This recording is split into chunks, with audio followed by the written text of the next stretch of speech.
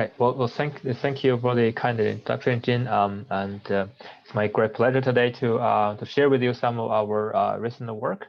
So, as Jin said, my lab focuses on computational modeling of genome organization, and the reason we're interested in the genome is because it contains the complete set of DNA and it's supposed to instruct the development and the operation of an entire organism. And because of its importance, the genome has often been held as the blueprint of life. Now, since its discovery as a genetic material, really significant effort has been devoted to study the DNA to really understand how does the information transfer occurs. How do you go from a base pair to a walking and talking person? A lot of progress has been made. And one of the important finding is that the three-dimensional organization of the genome is actually very complicated. So one cannot just think of the genome as a very long double helix, at least not for humans. In fact, as the genome is actually sort of packaged and organized in a very exquisite way to both fit inside the nucleus and also to control gene regulation. Yeah, so as shown here, the human genome actually consists of more than 6 billion base pairs, and that's actually more than 2 meters if one fully extended. So that's about 5 orders of magnitude larger than the size of the nucleus, which is about 10 micrometers. So then the packaging is really necessary to to fit the genome inside of the nucleus. Now, the first step of this packaging is the formation of nucleosome by wrapping the DNA around the histone protein shown in orange here.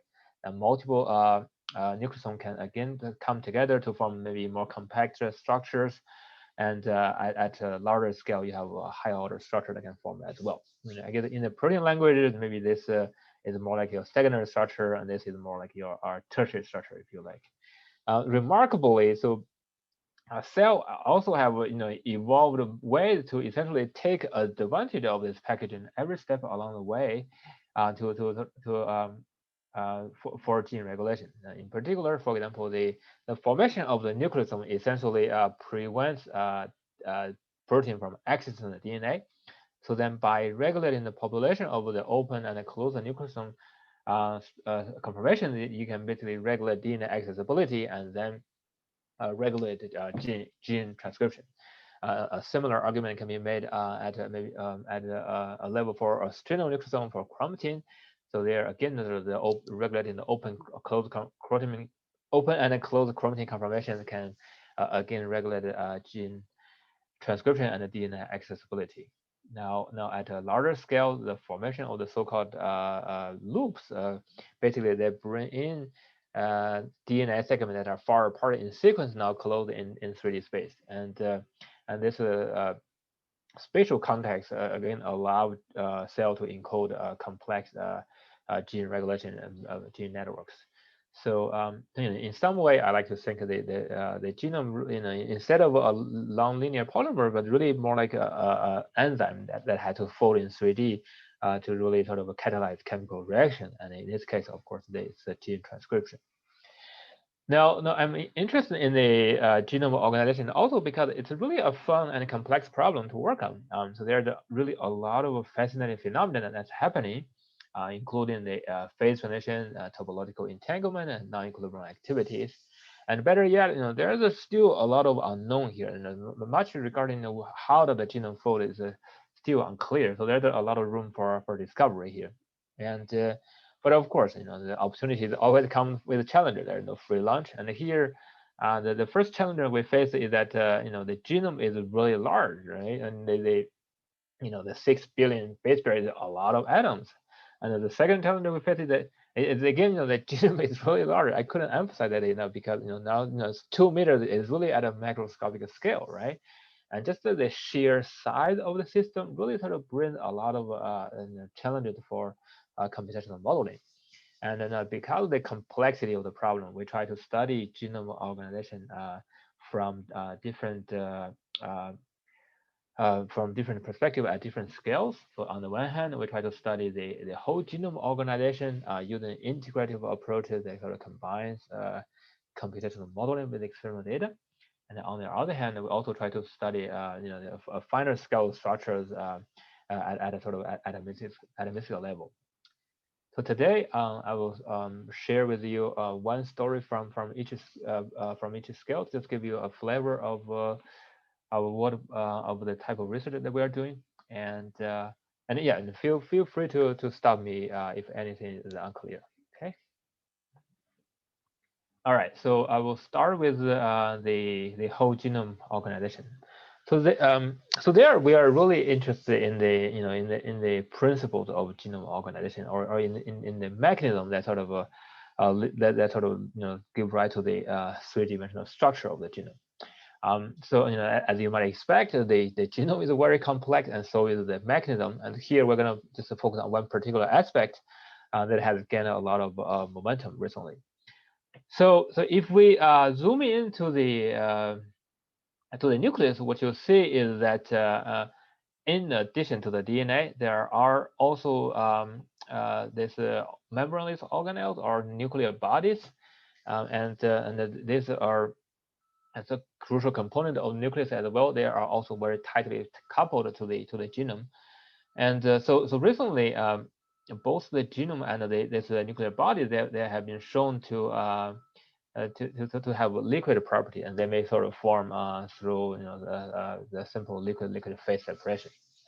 And so the here's a typical experiment that sort of supports the liquid property of the chromatin. So here, what they are doing, showing that if you mix this short segment of chromatin, they can spontaneously separate from the surrounding media and form this kind of liquid droplet with sort of a spherical shape, and also add physiological salt conditions. Okay.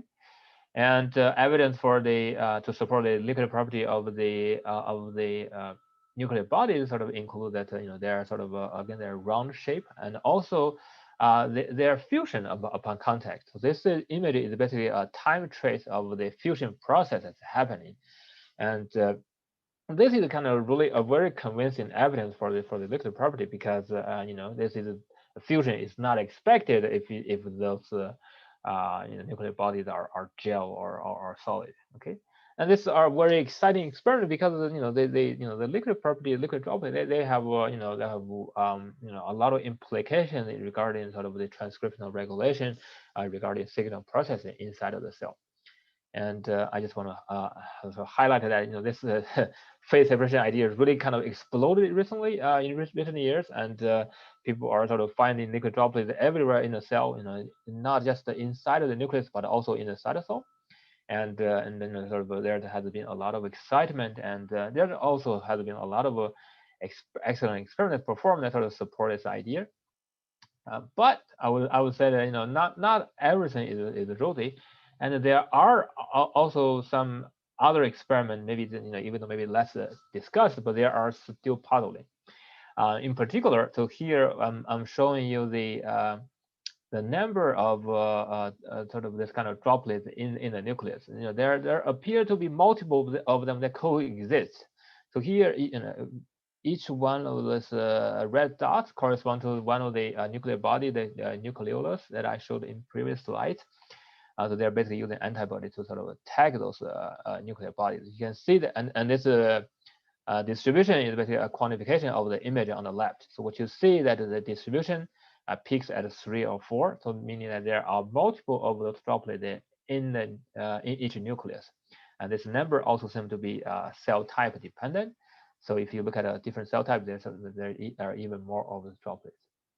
Okay, so why is this experiment interesting? Well, it's interesting because this seems to be inconsistent with the prediction of the simple classical nucleation theory, because we know that in this theory, the energetics or the stability, the free energy of the droplet sort of has two contributions. One arises from the surface area, which is the second term shown here, and the sigma is the surface tension, and the other term arises from the depend on the volume, arise from the interaction among the particles. So then, with this expression, you can easily show that when two droplets merge, the free energy will always decrease. What this means is that at equilibrium, or the thermodynamically stable state should really just be one single droplet, as sort of illustrated in this movie shown here. So then you can sort of begin to see that the inconsistency here, right? The classical nucleation theory only predicts the one droplet, but you have apparently multiple droplets in your nucleus. So then what then question is what is so special about the nucleus, right? Why can you sort of easily observe multiple droplet states across the whole cell cycles over many hours.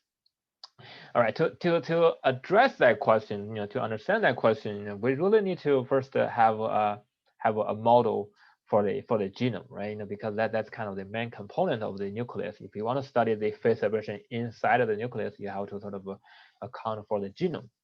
Now, as we mentioned in the beginning, modeling the genome can be actually quite challenging. So then, I mean, because we have 6 billion base pairs, to make any meaningful progress, we have to essentially, sort of just throw away our beloved atomistic detail and sort of study the system at a corresponding level.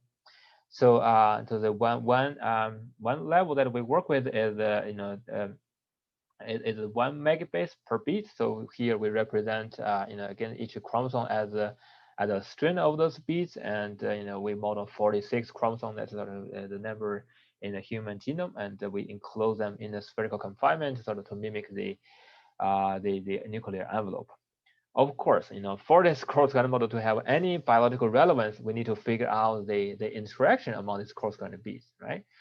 But now that's actually really the key challenge here. How are we gonna figure out the interaction among these cross-correlated particles?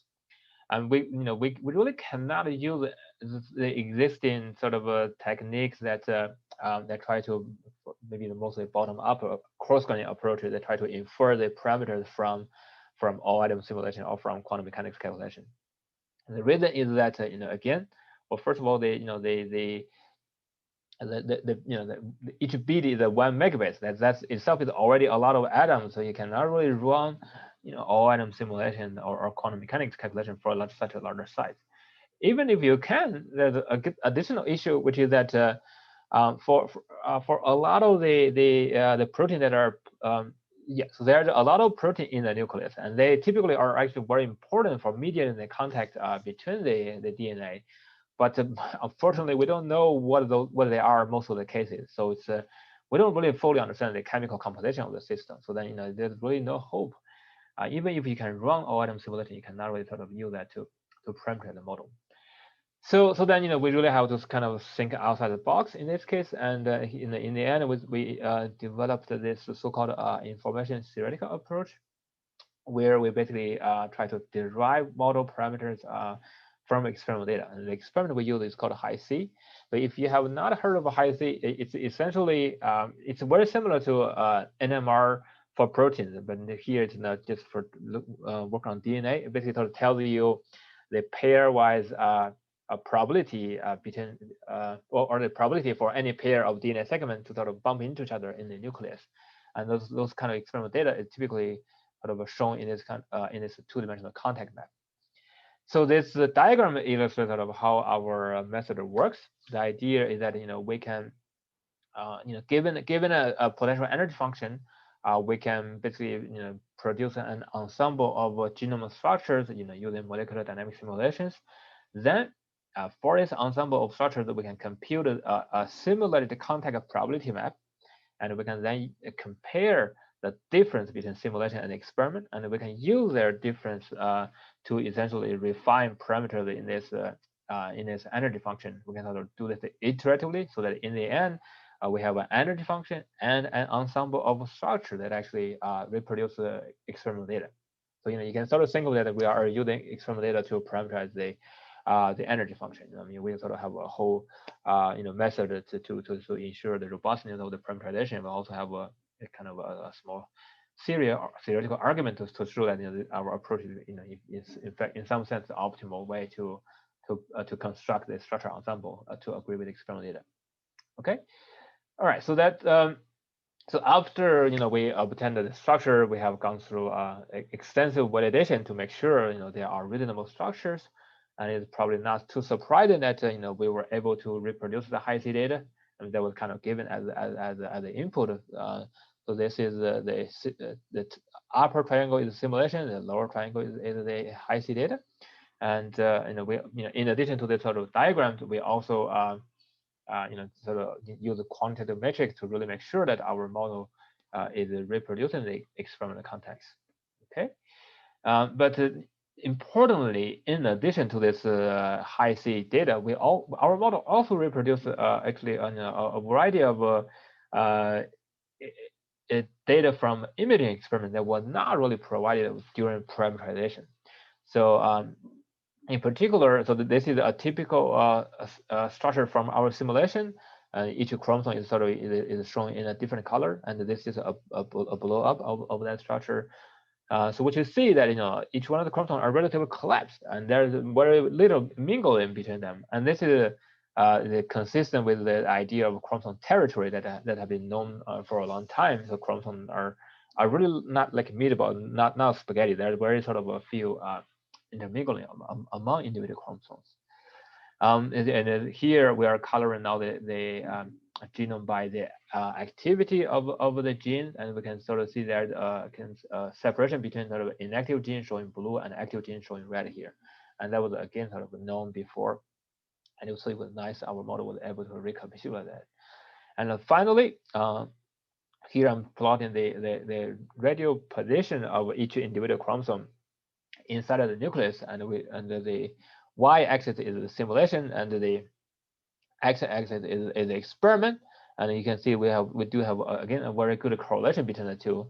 So all of this, again, this is not provided, for the model during parameterization. So the fact that we were able to capture this additional set of experimental data would really reassuring and sort of kind of support the biological relevance of our structures.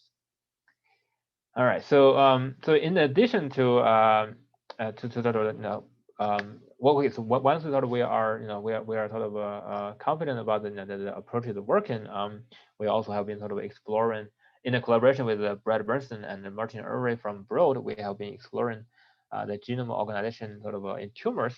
So one of the nice thing about this 3D structure is that they are actually very intuitive for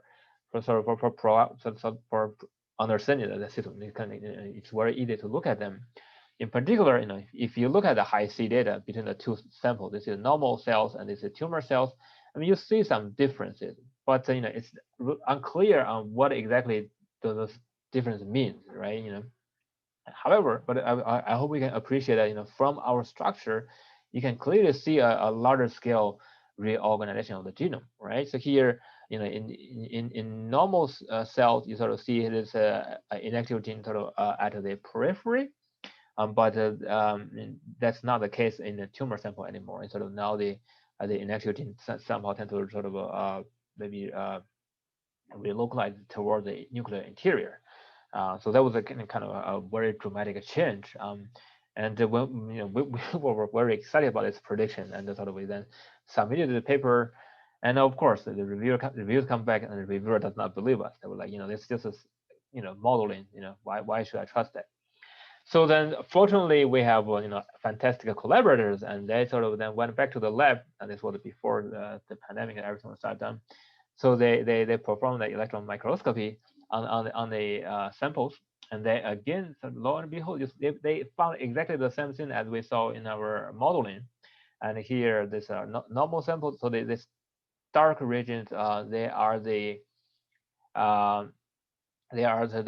inactive beads, and the light region are sort of this red particles. And you see that they prefer look like the periphery in normal samples, and now in cancer they sort of see real localization of them to the nuclear interior.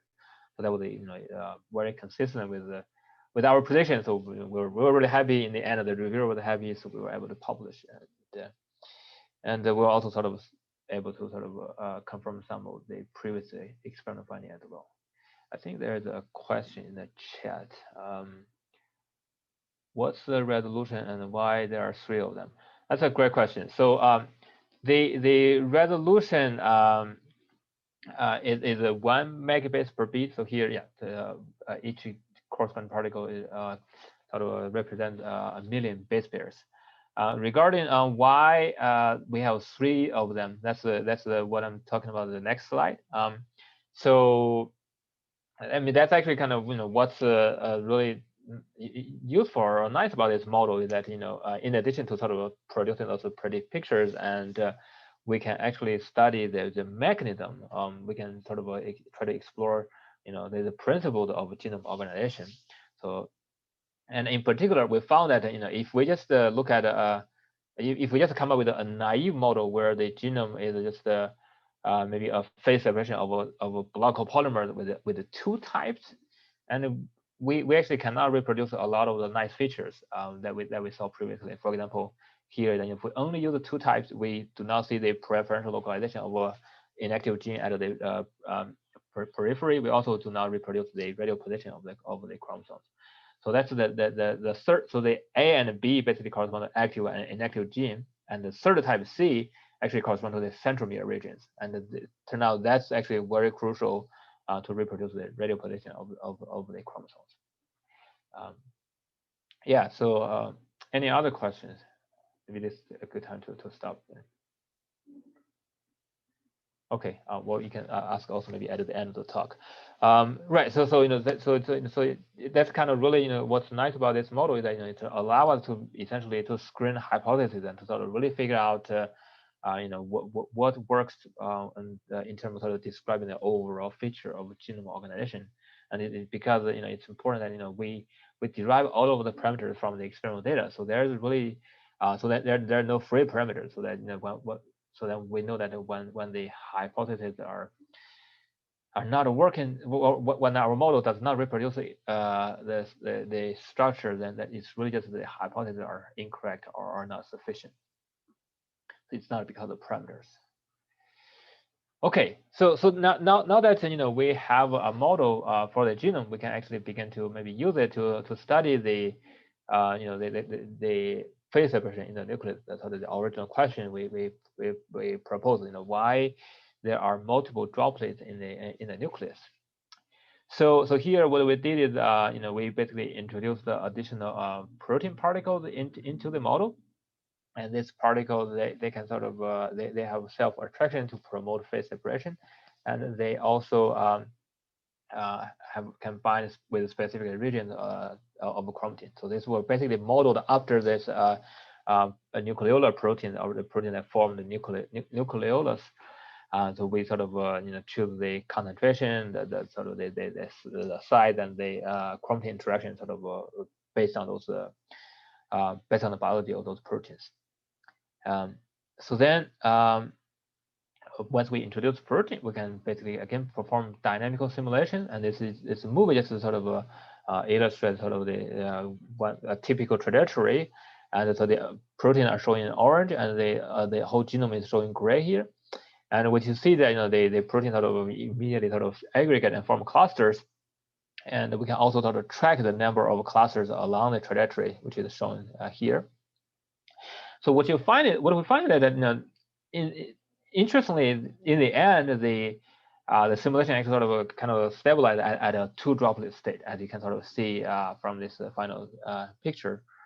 And we then further sort of did multiple trajectories, and in all but one case, we sort of see that the simulation always end up in multiple droplets. Now this is what is actually very exciting because this is again, as I said, inconsistent with the prediction of the classical nucleation theory. Of course, before we get too excited, we sort of did more tests, and we look at the coarsening dynamics of phase separation. We look at the surface tension of the formed droplets, and we also look at the coalescence kinetics. And in all cases, we actually find that the simulation was able to quantitatively reproduce previous experimental observations. So this was again sort of very reassuring, sort of support the biological relevance of some of our simulations. Maybe we can actually learn something biology, learn about biology from those dynamical simulations. So then we try to look at we try to understand a little bit better of the simulation. We want to whether we want to understand why this multiple droplet state sort of appears in our simulation. So we basically computed the free energy profile as a function of the distance between the two droplets. As you see here, the large distance corresponds to two droplet state, small distance corresponds to one droplet state. To our surprise, we found that actually a barrier that separates the two states, and the barrier occurs exactly at the point where the two droplets sort of begin to touch each other. And we sort of did a further free energy decomposition, and we find that the barrier is mostly entropically driven. There's an entropic origin of this barrier, then we sort of kind of scratch our head a little bit, like, where does the entropy come from? Then we realize that because of the protein chromatin interaction, the droplets are essentially tethered or attached to the chromatin, which is a kind of a polymer network, if you like. So then, as the droplets sort of move close to each other, as they coalesce, then basically there's a kind of a counter force from the chromatin network. You can sort of think of the polymer network as an entropic spring. So that sort of explains the entropic origin of this sort of barrier. I mean, in some sense, this also has a very sort of a close analogy of colloids. So the people actually have been studying, or when people try to stabilize the colloids, they actually sort of tend to coat them with the polymers, which sort of it kind of introduce an entropic penalty. This is again sort of a similar idea here. I mean, it's kind of interesting that the physical chemistry sort of appeared in a biological context. Question, Ben. Yeah, sure. How do you know it's entropy? How do you compute it? So right, we have the free energy at different temperatures sort of through replicate exchange. We then just use a finite difference to compute the entropy there. Thanks. Right. Thank you. So right, so I guess this kind of reminded the exercise that I enjoyed doing before the before the pandemic. I guess well, I guess this analogy is not perfect because here you're sort of overcoming gravity, not really entropy, but you get the idea. All right, so another thing we look at is the dependence of the droplets, or the number of droplets dependent on the interaction energy between protein and chromatin. And we found that there's a monotonic increase of the droplets as we increase the interaction strength. And this can be understood that at a stronger protein chromatin interaction, basically what happens is that the protein will quickly nucleate sort of at a nearby chromatin. And once they nucleate, when they form small clusters, because of the entropic barrier, then sort of further coalescence is actually sort of hindered. And so basically the system kind of kinetically arrest into those multiple droplet states. And this is interesting because it actually helps us understand the dependence of the droplet number in cell types and in sort of in transcriptional activities. All right, and I guess I just told you one story on the mechanism of the genome organization, but we're also sort of harnessing this our understanding of the mechanism to try to perform de novo prediction of the genome organization. And we have also been understanding, really what's the implication of the genome organization in terms of the transcription, or in terms of the gene expression. But I won't go into much detail of those studies. In fact, I would like to transition maybe to the second part of the talk. I want to sort of transition to the second part of the talk, quickly get to there, because I mean, I'm actually kind of embarrassed because I mean, as I am a chemist, or at least I'm from a chemistry department, but I've been talking about this protein and DNA and then protein DNA interaction in a very sort of abstract level, with all this corresponding bit, right? I mean, you must be wondering where are the atoms, right? So what is the nature of those interactions? So in the second part of the talk, we'll try to sort of dive into some of the details there. So there, I mean, the question we have is actually very simple. In some sense, we really want to know what exactly is the structure sort of for a strinonucleosome, when sort of a strinonucleosome compact. What exactly is the structure? It turns out the answer to that question is actually really controversial. In particular, in vitro experiment where the people try study or characterize the chromatin outside the nucleus, often found this sort of very nice regular fiber structures with a diameter of 30 nanometer, hence the name here. In the meantime, there are many research groups that also try to characterize the structure inside of the nucleus. They call this an in vivo experiment. They have tried to do this, with a variety of experiments. They're very, very creative techniques, and but in the end, the fiber structure was nowhere to be found. So basically, so there's kind of this argument or there's a controversy, whether the 30 nanometer fiber is sort of relevant or not in the nucleus.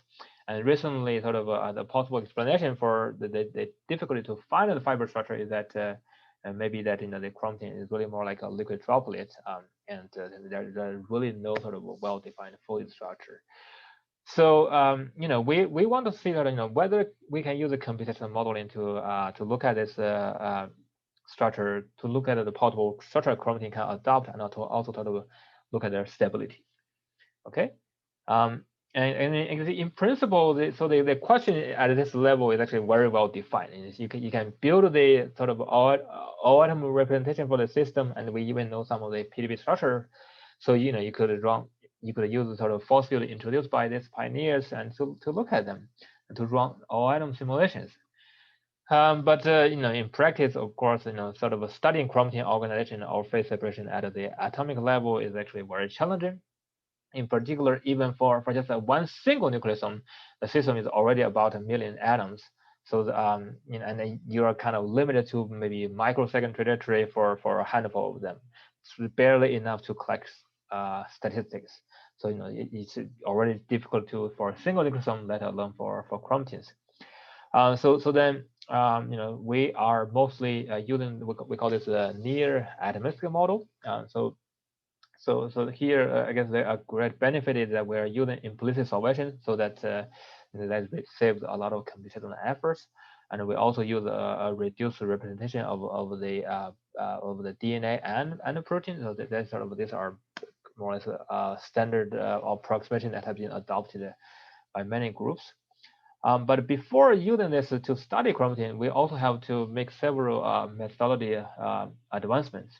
In particular, we have to address sort of the phosphate consistency of proteins. And so you might know, or might notice that in the existing phosphate, there seems to be an inconsistency between existing phosphate. In particular, there are a lot of great phosphate for globular proteins, and they work very well for globular proteins, but they don't seem to work for disordered proteins. And that's the same is true for the phosphate specifically defined for IDPs. And then you kind of have this awkward sort of a situation that the 20 amino acids somehow behave differently depending on which protein you're looking at. I mean, not only is that sort of maybe unsatisfying intellectually, but this also sort of has problematic practically. In particular, for a lot of the protein that we are looking at, it's not really just strictly order or disorder, but it typically has a mixture of both order and disorder proteins. And to study this kind of protein, you really need to have a consistent phosphate that sort of model both order and disorder protein equally well. And I would say this is probably not an exception, but more like the norm at least for eukaryotes. So a very talented student, Andrew Latham from the group, actually used some of the idea we introduced to optimize genome phosphate, and use that to also basically try to optimize protein phosphate. And in particular, we also combine those ideas with the energy landscape theory that introduced by Dio and Wolanczyk, Wolanis, etc. So sort of with this algorithm, we were able to sort of create a phosphate that actually works well for both order and disorder proteins. So we're actually very excited about that. So in addition to the phosphate development, we also recently introduced a technique that allows us to compute the free energy very efficiently. And so the idea is that when you sort of compute the free energy difference using existing techniques, you typically have to introduce intermediate states, and that sort of often basically increase the computational cost significantly. And here we propose a technique where we we completely get rid of the need of intermediate states. We basically use the reference state idea and we build a reference state from machine learning, and that sort of works very well. And sort of in some cases we see sort of a speed up of 50-fold. So we were very excited and we're sort of applying this technique to chromatin, and we also believe that this could be useful for drug screening as well. All right, so with those technological development, we have begun sort of to study the chromatin folding with our near atomic model. So in this representation, so we at the first step, we are looking at the tetranucleosome with the 4 nucleosomes, and we are sort of also looking at the longer chromatin as well. So at this resolution, for tetranucleosome, we have about 8,000 beats. That's a a fairly small system, by the standard computer simulation nowadays. But even for the system, you actually cannot hope that just run long simulation and everything will converge. And the reason is that there's actually a lot of very strong and non-specific interaction in the system. Just to give you a sense of the underlying chemistry here, so the DNA in each nucleosome is about sort of 150 base pairs, and that's actually about the persistent length in it's about 50 nanometer. And the DNA has about negative 300 charges.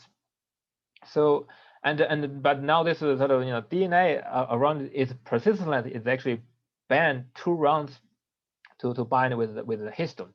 So this this DNA is mechanically very unfavorable, and this unfavorable binding configuration is stabilized mostly by electrostatic interaction with the histone protein. So the histone has about sort of a 200 plus positive charges. So this electrostatic interaction stabilizes the nucleosome formation, but it also also contributed to the inter-nucleosome interaction, as sort of you can see from this PDB structure for the tetranucleosome.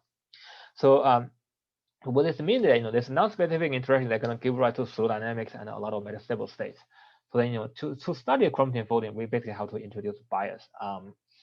And here we use a combination of metadynamics and temperature accelerated molecular dynamics, and you probably have heard of this techniques. So I won't go into much of the details. Basically, metadynamics that introduce memory dependent potential to sort of penalize you from revisiting the same phase space, and the TAMD basically sort of introduce fictitious dynamics to further facilitate barrier crossing, and both of the techniques sort of work in the collective variable space.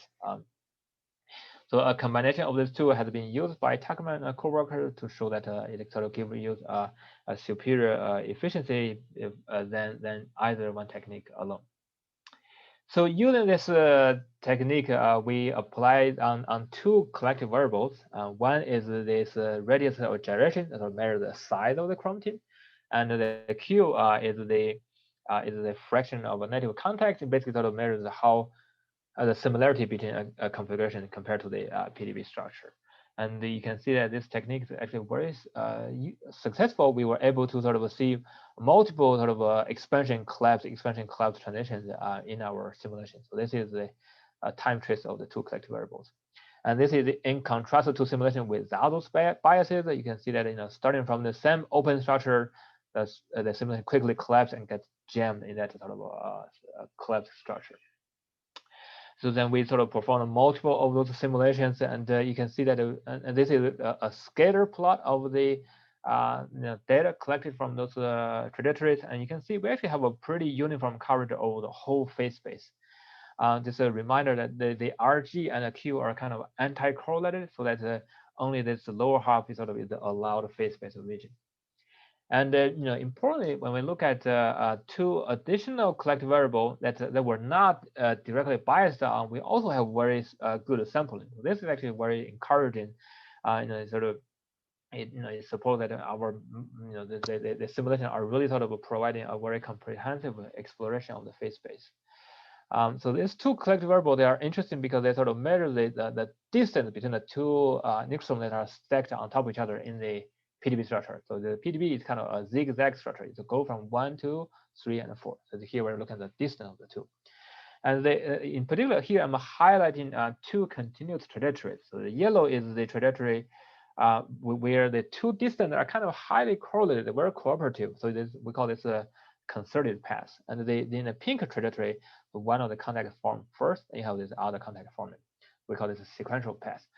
These are interesting because the intermediate states along those folding trajectories, there are actually the structure you see in the nucleus. There's those sort of irregular structure you see inside of the nucleus. So what is suggesting that maybe those in vivo structure are not random at all. They're maybe like folding intermediates, if you like, toward those sort of regular fiber structures. And these are the movie of the two, again, the two trajectories I showed you. So here, this is the concerted path. You see the two distant sort of form more or less on similar time scales. And here you can clearly see the formation of a trinucleosome structure with sort of this one distance decrease first, then followed by the other. But I guess, of course, these are biased simulation, right? You might be wondering, how do we know they are thermodynamically relevant at all, right? So then to basically address that question, we computed the free energy surface. In particular, we computed the free energy surface for 6 collective variables. Basically, we have 4 nucleosomes, and there's a 6 variable basically measure the 6 internucleosome distances. And this 6 dimension is really necessary to distinguish the different structures, but it's also a lot of collective variables. It's really hard to compute the free energy surface for them. And, you cannot really use umbrella sampling. So in the end, we decided to use this mean force approach. So the idea is that we first identify 10,000 representative structures from our exhaustive sampling of the phase space, and then at each center, we then compute the mean force using restrained molecular dynamic simulations. And because these mean force are basically the negative gradient of the free energy surface, we can then essentially integrate them and sort of get the free energy surface. And practically, we use the neural network to do the integration to give us more robust results. And of course, we are not the first ones thinking about this idea. This has been used by other people as well. And a benefit here is that you do not sort of require stringent overlap between the centers as you would need it for umbrella sampling. So here, the computational cost is more manageable.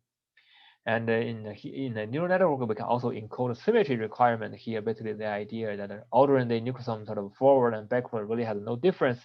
So enforcing that symmetry also sort of give you better results as well. So with the neural network, the neural network basically takes the 6 internucleosome distance and spits out the free energy. And we can also do backward propagation and figure out the mean force from the neural network. And we can compare that with the MD simulation. As you can see, they actually agree quite well. You can get higher correlation if you further tune the neural network, but then you sort of run into the issue of overfitting. So basically, then to make sure that our parameterization is reasonable, we basically sort of compare the free energy with an independent calculation from umbrella sampling. But of course, with the umbrella sampling, you can only calculate the free one-dimensional free energy. So we projected our 6-dimensional surface onto that free energy. So here then you see that they actually agree quite well, with the difference of 1 kcal per mole through the whole range. But you also see that there are more features from the umbrella simulation. And the reason is that in different umbrella windows, the simulation can actually get stuck into very different structure, but have similar collective variables. So it's really hard to sort of interconvert between those structures, because of the slow dynamics I mentioned earlier on. So we do believe that the neural network here is actually giving us better results. All right, so now with this free energy surface, we can look at the stability of some of the representative structures. But the first thing we notice is that the free energy for the PDB is actually not the global minimum. You can see that in some of the structure where the structure is more rotated and less twisted is actually sort of more favorable. So here you have 2 columns of nucleosome. In the PDB structure, the 2 columns are very sort of almost perpendicular to each other. But in this, they can sort of twist in our simulation, and that seems to be more stable. Of course, as a modeler, the first thing we did is panic, because we were kind of told that the PDB structure is always supposed to be the gold standard, always supposed to be the global minimum, but somehow we are sort of predicting the otherwise.